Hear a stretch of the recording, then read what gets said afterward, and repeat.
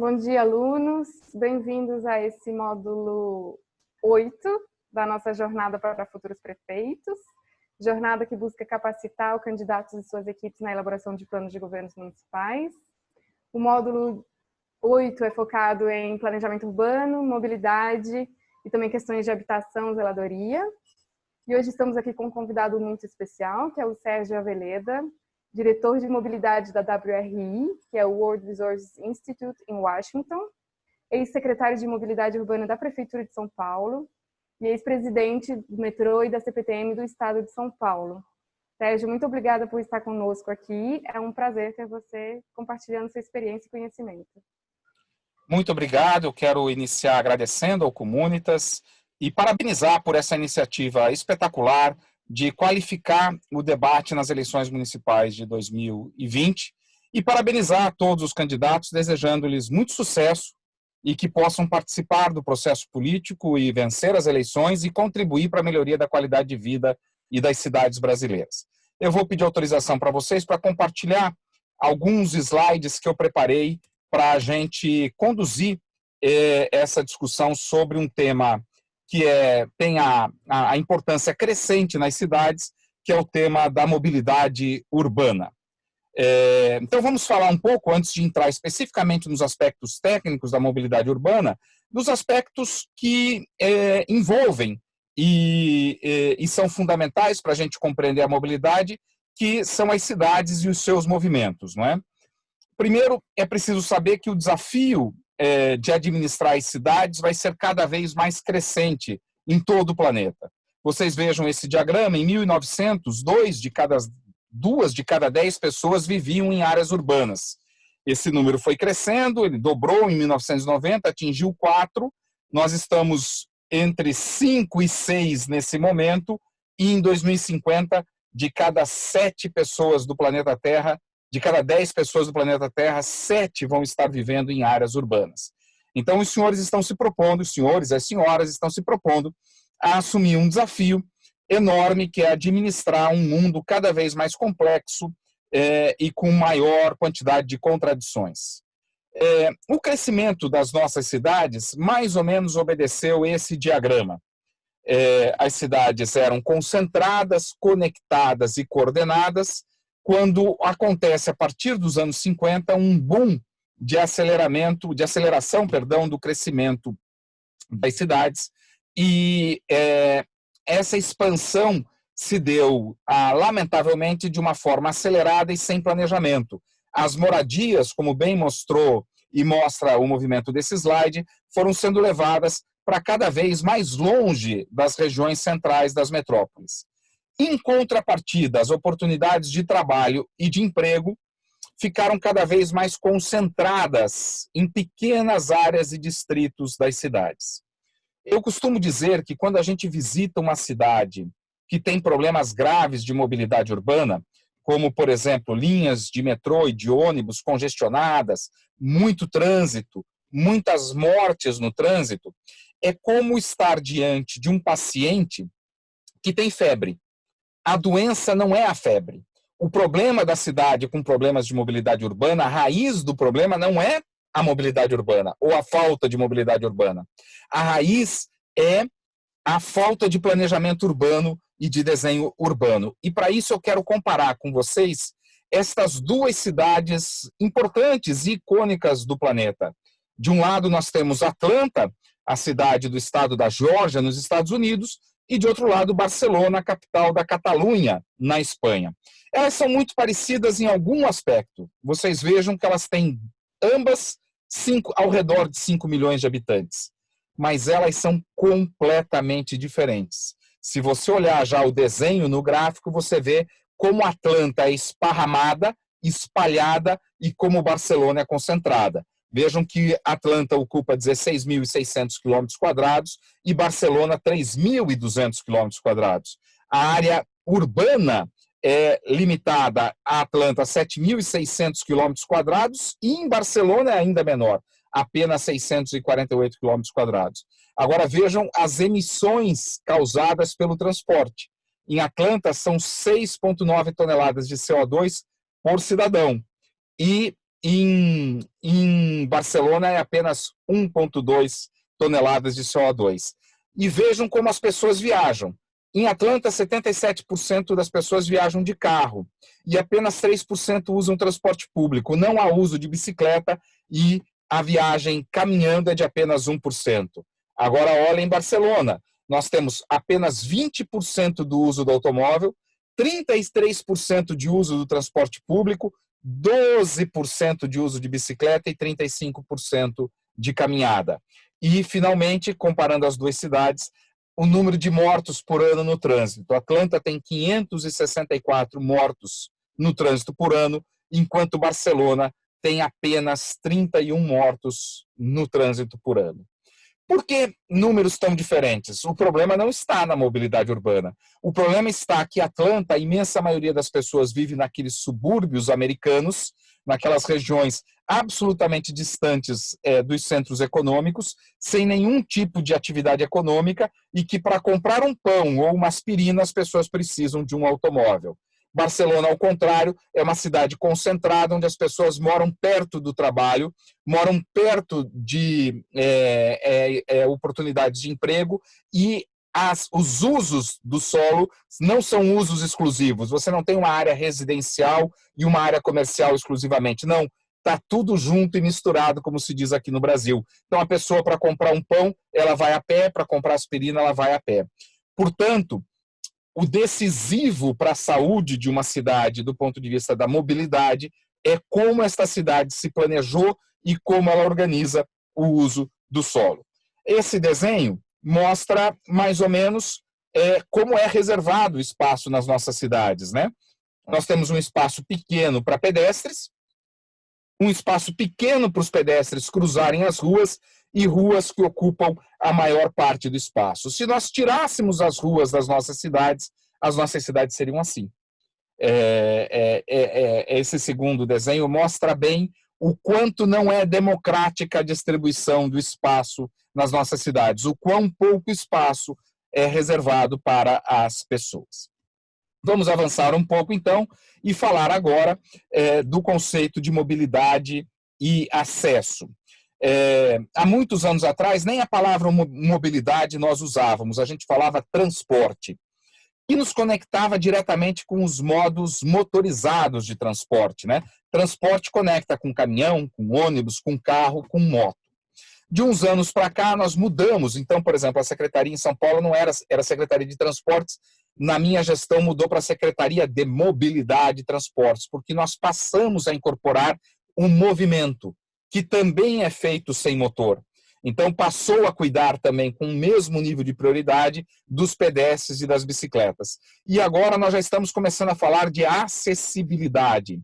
A função é garantir acesso às pessoas ao emprego, à saúde, à educação, ao lazer. Como este acesso vai se dar é usando um mix, uma mistura de modos. Mas o foco hoje é democratizar o acesso, fazer com que todos os cidadãos tenham oportunidade de acessar aquilo que a cidade oferece. Com isso, cria-se um círculo virtuoso, porque a cidade com alto nível de acesso, ela atrai novos negócios, atrai novos investimentos, novos empreendimentos, novos serviços, e ela ficando mais atrativa, ela atrai mais gente qualificada, e aí ela entra num ciclo virtuoso de progresso e de desenvolvimento.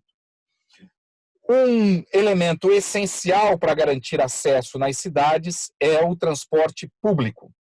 O transporte público constituído como um serviço de competência do município, segundo a Constituição Federal, que visa assegurar a todos aquilo que eu me referi no slide anterior, que é o acesso. É o meio mais eficaz para democratizar o acesso. Nesse slide, eu uso duas frases de um prefeito icônico, reconhecido no mundo todo, que é o ex-prefeito de Bogotá, foi prefeito de Bogotá por 2 vezes, o Henrique Peñalosa. Ele diz assim: uma cidade avançada não é aquela onde os pobres se movem de carro, mas sim onde os ricos escolhem o transporte público. É fundamental a gente eliminar o estigma de que transporte público é para pobre. Enquanto a gente mantém esse estigma, a gente denega investimento e atenção ao transporte público. O transporte público deve ser para todos, deve merecer cuidado e atenção para que todos possam escolher o transporte público. Segunda frase que eu gosto muito do prefeito Penalosa: se todos os cidadãos são iguais, um ônibus com 150 passageiros tem o direito a 150 vezes mais espaço que um carro com um único passageiro. O meio de transporte coletivo, ele é muito mais democrático. Essa foto, eu participei dela, foi tirada para celebrações do mês da mobilidade, quando eu era secretário em São Paulo. Você veja aqui que nós delimitamos o mesmo espaço numa rua. Se nós ocuparmos esse espaço com bicicletas, ele viabiliza o transporte de 28 ciclistas. A média de uso do automóvel no Brasil é de 1,1 passageiro por carro. Se o mesmo espaço for reservado para automóveis, ele terá capacidade de transportar 3,3 pessoas. Contudo, se a gente reservar esse mesmo espaço para o transporte público, para o ônibus, vejam o nível de eficiência. 82 pessoas conseguem se mover no mesmo espaço. É disso que o prefeito Penalosa estava falando. Então, um dos focos de prioridade na política pública é priorizar o transporte público, porque ele é mais eficiente do ponto de vista energético. Você consome muito menos energia para mover as pessoas no transporte público. Ele é muito mais democrático, todos podem ter acesso ao transporte público. O carro exige um investimento que elimina uma quantidade relevante da população. Terceiro, o ônibus, o transporte público, é muito mais seguro para a segurança do trânsito do que o automóvel ou a motocicleta. Mas, senhores e senhoras candidatos e candidatas, há um desafio. O transporte público não é de graça. Como vocês sabem, não há almoço grátis. E o transporte público precisa ser pago. No Brasil, em geral, nós adotamos 2 modelos para pagar o transporte público. Em geral, nós cobramos o transporte público do seu usuário, da tarifa. E na imensa maioria das cidades, o transporte público é remunerado só pela tarifa. A tarifa, quando a gente estabelece que o sistema de transporte será remunerado exclusivamente pela tarifa, nós estamos dizendo mais ou menos o seguinte: olha, quem se beneficia do transporte público é só o seu usuário, portanto, somente ele paga essa conta. E essa frase não é verdadeira. Durante a pandemia, nós vemos uma crise do transporte público, a demanda diminuiu muito. Mas as cidades mantiveram um nível de oferta superior à demanda. E por quê? Para evitar aglomeração, é verdade, mas fundamentalmente. Porque se nós tivermos supermercado funcionando, farmácia aberta, segurança pública atuando, hospitais abertos, limpeza pública funcionando, foi porque os trabalhadores destes setores conseguiram chegar nos seus postos de trabalho. E eles conseguiram chegar porque havia oferta de transporte público. Portanto, quem se beneficia da existência do transporte público não é apenas o seu usuário, é toda a sociedade. E é por essa razão que algumas cidades diminuem o preço da tarifa aplicando recursos públicos na forma de subsídios ao transporte público. Nessas cidades, São Paulo é um exemplo, onde tem subsídio no Brasil, o que elas estão dizendo? Olha, todos se beneficiam de um funcionamento de sistema de transporte público, portanto, eu barateio a tarifa para que mais gente possa usar o transporte, usando recursos até mesmo de quem não usa o transporte. O São Paulo, que tem carro e que mora num bairro rico e que nunca usou transporte público, parte do IPTU que ele paga vai para subsidiar o transporte público. E por que isso é justo? Porque o São Paulo se beneficia com o transporte público, porque a cidade onde ele mora fica mais limpa, mais segura, mais competitiva, porque as pessoas usam transporte público. Há também a possibilidade de receitas acessórias que são marginais, elas não são relevantes. A publicidade nos ônibus, a publicidade nos pontos de ônibus, elas são importantes, mas elas não pagam, elas não são suficientes para pagar. Agora, o que a gente vê em algumas cidades do mundo, e essa discussão começou em Porto Alegre, aqui no Brasil, neste ano, é a possibilidade de financiar o transporte público através do uso do transporte individual motorizado. O que significa isso? Você cobrar do usuário do carro ou da motocicleta pelo uso das vias e usar esse recurso para baratear o transporte público ou para investir nas melhorias do transporte público. Algumas cidades no mundo já fazem isso há alguns anos. Londres é um exemplo clássico. Você precisa pagar aproximadamente 29 libras para entrar no centro de Londres de carro particular. Nova York vai começar a cobrar, se você quiser acessar a área ao sul do Central Park, na ilha de Manhattan, você vai ter que pagar 10 dólares. Estocolmo tem uma cobrança parecida e agora Porto Alegre propõe isso para a Câmara Municipal. O uso do transporte individual motorizado, do carro, ele dá a impressão de não ter custo para a sociedade. Mas eu queria que vocês observassem esse slide, que é fruto de uma pesquisa publicada na Discourse Media. Ela é feita em cidades canadenses. Se você resolver ir para o trabalho a pé, e isso te custar $1, para a cidade vai custar 1 centavo de dólar.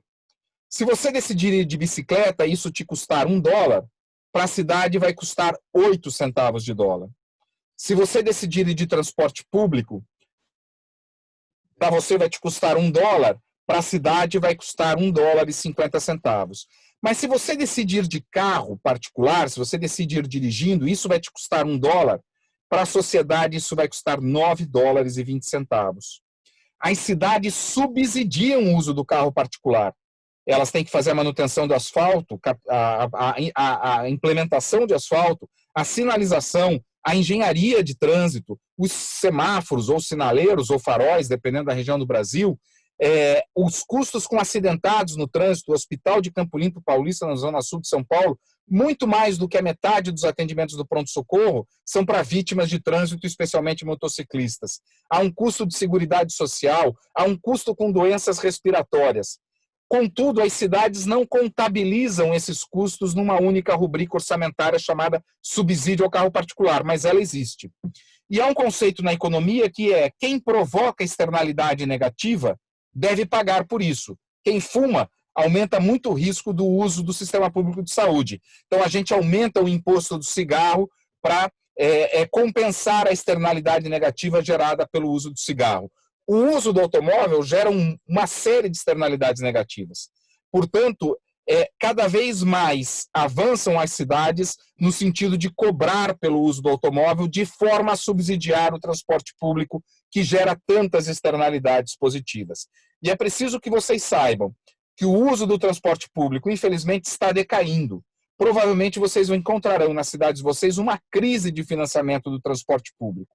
É preciso romper essa crise, é preciso romper a queda do uso do transporte público. E isso se faz com o aumento da qualidade. O aumento da qualidade se faz com investimentos pesados, caros, em ônibus mais modernos, às vezes até em transporte por trilhos, mas se faz também com iniciativas baratas, como, por exemplo, faixas exclusivas de ônibus, que são baratas, de rápida implementação e melhoram muito a qualidade do ônibus, afastando o ônibus de eventuais engarrafamentos, melhorando a confiabilidade do transporte.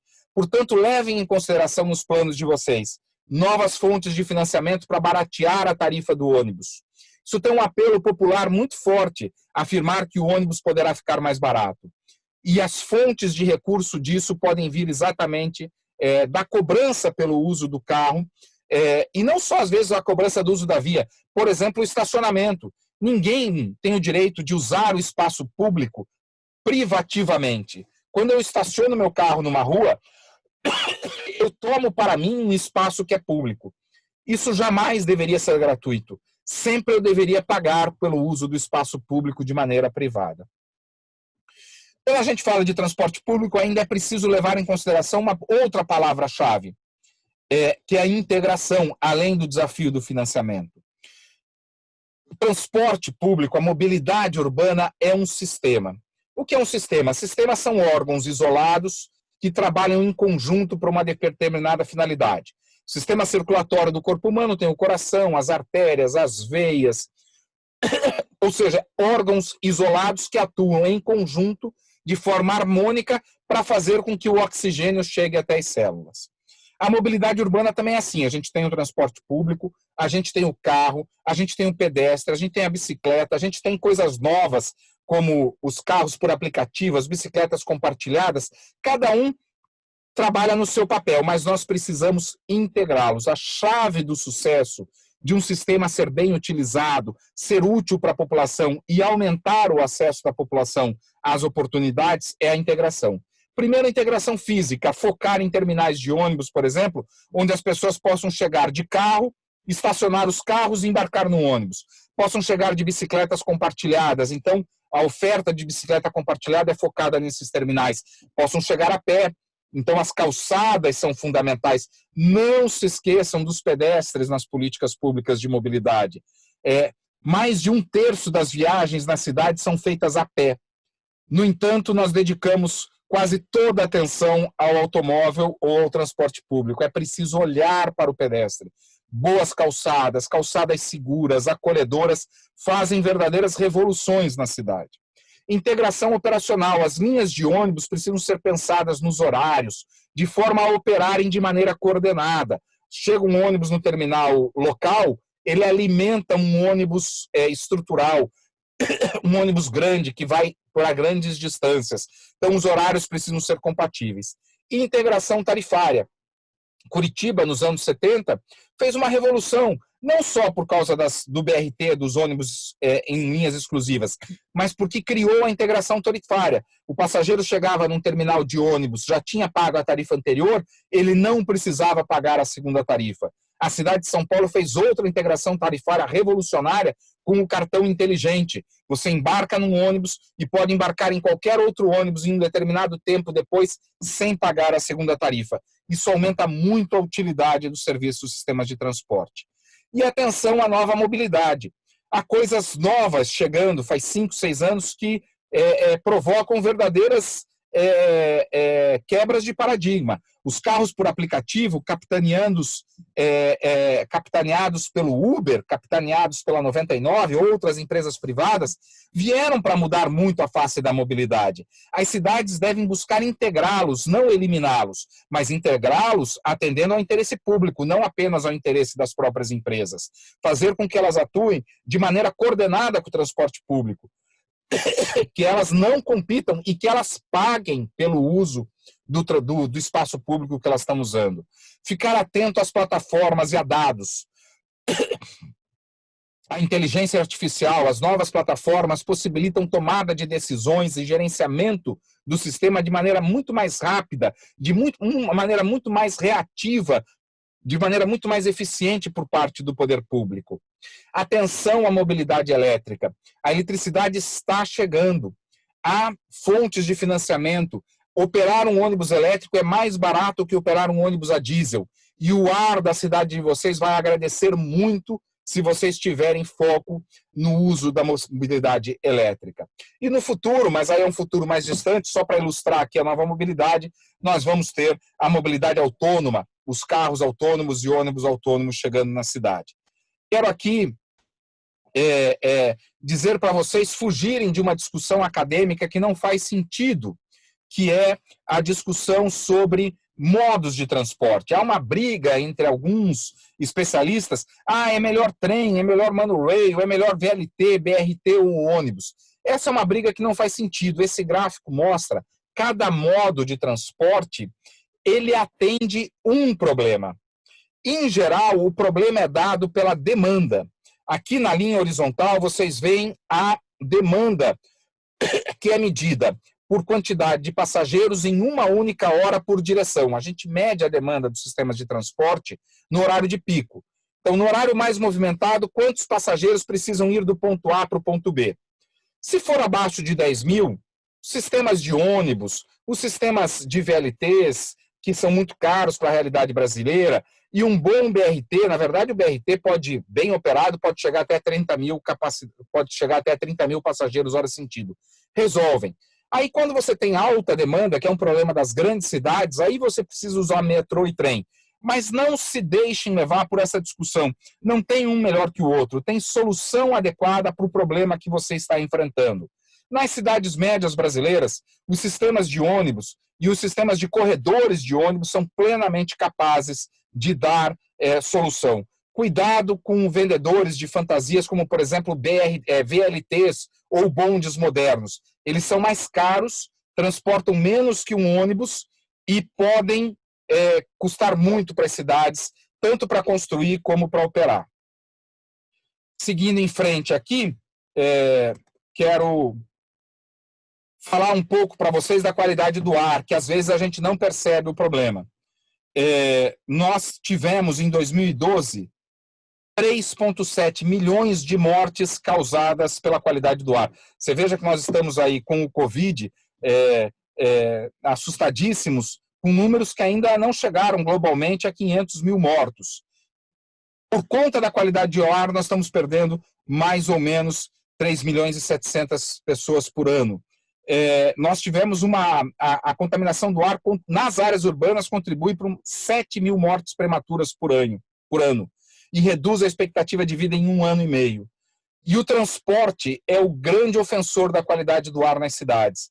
Por isso que eu peço a vocês que considerem uma mobilidade sustentável e limpa, reduzir o uso do carro particular, aumentar o uso do transporte público e implantar soluções limpas para o transporte público, como, por exemplo, os ônibus elétricos.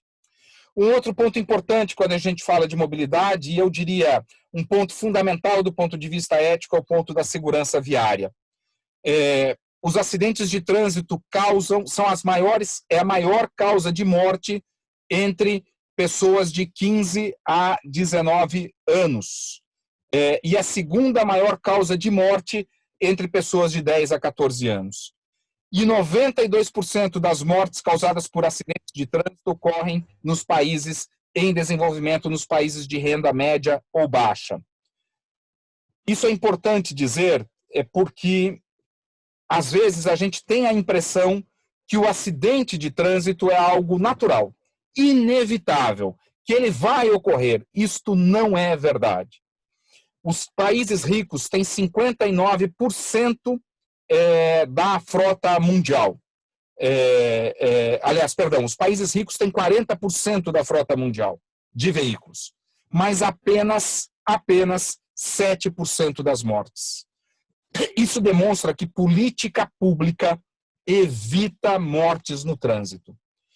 E morte no trânsito, ela, além da desgraça que é para as famílias, para os cidadãos, ela é muito cara para as cidades. Você perde gente que poderia estar trabalhando, você perde pessoas que poderiam estar desenvolvendo a sua cidade, você tem um gasto de seguridade social muito elevado e você tem um gasto de sistema público de saúde. As vítimas de trânsito são todas, ou 95% delas, atendidas na rede pública de saúde. E elas, portanto, vão tomar muito do seu orçamento para a saúde. Mais da metade das vagas de UTI no Brasil são usadas por acidentados no trânsito. Como fazer para reduzir os acidentes no trânsito? É possível fazer. Cidades no mundo todo têm obtido resultados expressivos num curto espaço de tempo com boas políticas. A Suécia, que é um exemplo nisso, desenvolveu um conceito chamado Visão Zero. A Visão Zero é uma metodologia para eliminar os mortos no trânsito. O primeiro princípio da Visão Zero é de que nós todos erramos. Você vai errar no trânsito, você vai atender uma chamada no celular, você vai exceder o limite de velocidade, um dia você vai dirigir depois de beber, você vai ter sonolência, você vai se distrair com algo. Todos nós vamos errar no trânsito. Segundo princípio, nós somos muito frágeis. O corpo humano é extremamente frágil a qualquer evento abrupto. Portanto, se nós vamos errar no trânsito e nós somos frágeis, nós podemos morrer no trânsito. Terceiro conceito, todos são responsáveis pelos eventos que acontecem no trânsito, não é só o motorista. Por isso que as campanhas baseadas na Visão Zero não são campanhas direcionadas apenas ao motorista. O poder público pode fazer muito para eliminar as mortes no trânsito. A campanha que diz para o motorista, preste atenção, ela é boa, mas ela não é de todo eficiente. E uma das questões fundamentais na gestão do trânsito é a gestão da velocidade. Esse gráfico mostra o risco de morte de um pedestre de acordo com a velocidade. A equação da velocidade, da massa, ela tem uma variável que é a velocidade ao quadrado. Qualquer alteração na velocidade altera ao quadrado a massa em movimento. Então você veja que até 30 quilômetros por hora, o risco de um pedestre morrer é muito baixo, está abaixo de 20%. Mas quando a gente vai a 40 quilômetros por hora, perceba a progressividade do aumento do risco. Quando você vai a 50 quilômetros por hora, nós já estamos acima de 80% do risco de morte. Portanto, reduzir e limitar as velocidades nas cidades é essencial para obter resultados efetivos de segurança viária. Uma forma de fazer isso é desenhar as ruas, redesenhar as ruas. Você veja, por exemplo, que nesse desenho aqui onde tem a travessia, antigamente não havia essa ilha no trânsito e o pedestre era obrigado a se expor a um espaço muito maior. Com essa ilha, a gente protege o pedestre. Repare nos outros dois desenhos de baixo como você reduz a velocidade estreitando a via, os carros são obrigados a reduzir a velocidade, e você eleva a passagem do carro para que ele se sinta invadindo a área de pedestre. Em geral, o pedestre precisa invadir a rua para atravessar. A faixa elevada faz com que o carro tenha que entrar no espaço do pedestre, e isso naturalmente obriga o motorista a reduzir a velocidade. Controle policial e radar são mecanismos muito efetivos, como eu vou demonstrar a seguir na redução do número de mortos. Esse gráfico é o histórico de São Paulo, desde 1979 até 2016, do número de mortos no trânsito. Durante o Plano Cruzado, quando teve um boom do uso do automóvel, São Paulo atingiu 2.981 mortos num ano por conta de acidentes do trânsito. A partir dali, nós vamos vendo algumas medidas. Vocês vejam que a reestruturação da CET, promovida em 1990, com novas formas de fiscalização, levou uma queda abrupta de 2.686 para 2.291 mortos. Depois, a obrigatoriedade do uso do cinto de segurança em São Paulo reduziu significativamente o número de mortos. A implantação dos radares em 1997 fez cair, num único ano, de 2.040 mortos para 1.558. Aí avançamos um pouco no tempo, a lei seca contribuiu para reduzir. Em 2011 começou a redução da velocidade em São Paulo. Nós tivemos uma outra redução abrupta. E em 2015, uma segunda etapa de redução de velocidades, mais uma vez a redução do número de mortos na cidade. E hoje São Paulo tem um número próximo da meta, que era 6 por 100 mil habitantes, número de 6 mortos por 100 mil habitantes por ano. Ela está próximo disso, graças a políticas públicas consistentes e que continuam ao longo do tempo. O fato é que, se nós não nos adaptarmos para os desafios do futuro, as nossas ruas continuarão sendo assim, ocupadas por carros, pouco espaço para pedestres, com muito barulho e muita poluição. Mas se ousarmos redesenhar as ruas para novos e compartilhados usos, a gente pode permitir florescer novos usos mais seguros e sustentáveis. Esse é um exemplo de rua na Cidade do México. O uso anterior dela, 5 faixas de automóvel, pouco espaço para pedestre, nenhum espaço para ciclista e um único espaço para transporte público.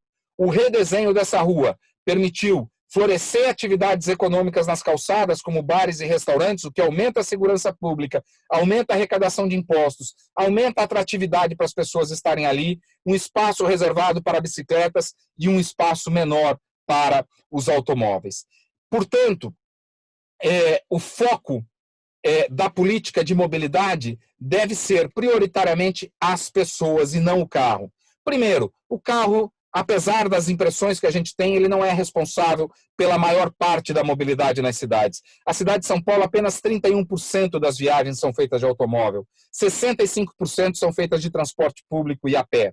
Portanto, quando você tira espaço do automóvel, você faz florescer novos usos, mais democráticos, mais limpos, mais saudáveis e mais seguros. Pensem a rua não como um lugar de passagem de automóvel, mas como um lugar de permanência e passagem de pessoas prioritariamente.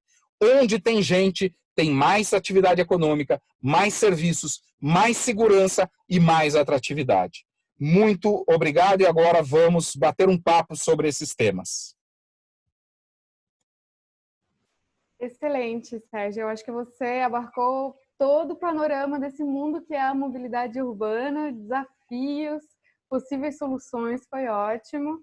Na verdade, eu queria só fazer uma última pergunta, porque o nosso tempo já chegou quase ao fim.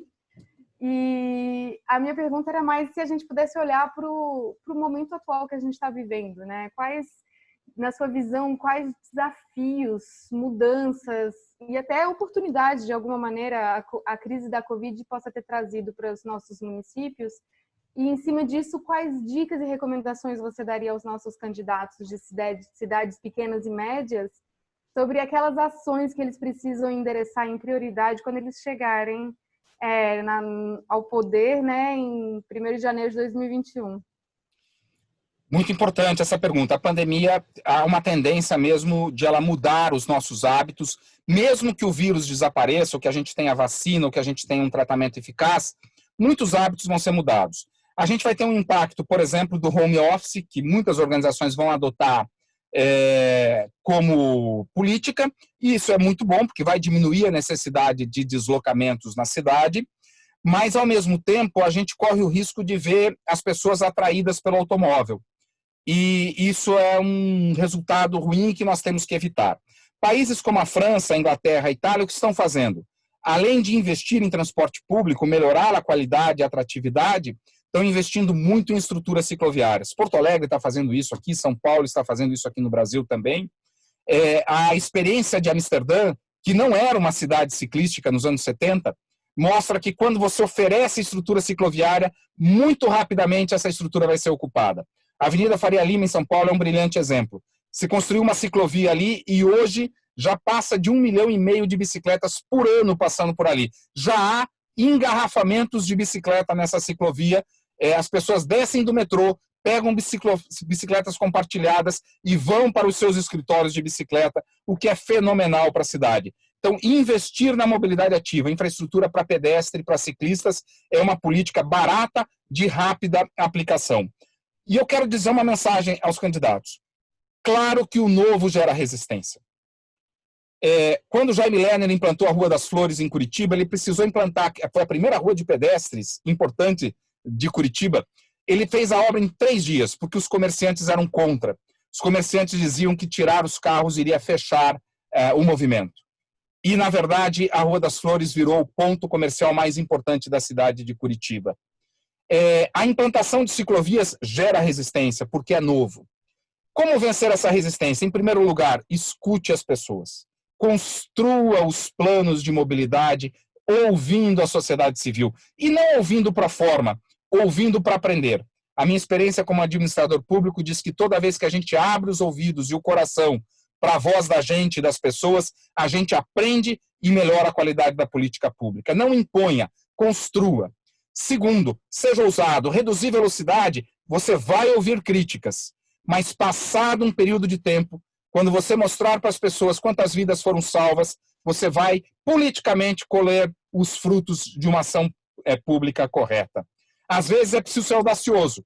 Os grandes prefeitos que entraram para a história, que são considerados paradigmáticos, eles foram disruptivos. Jaime Lerner, Peñalosa, Anne Hidalgo, agora em Paris, Boris Johnson em Londres, que virou primeiro-ministro da Inglaterra, todos eles tiveram a coragem e a audácia de implantar políticas públicas disruptivas para o seu momento, mas que a história lhes reservou um lugar no panteão dos grandes administradores públicos. Sejam ousados, façam diferente, mas façam com a sua gente, com a sociedade civil engajada.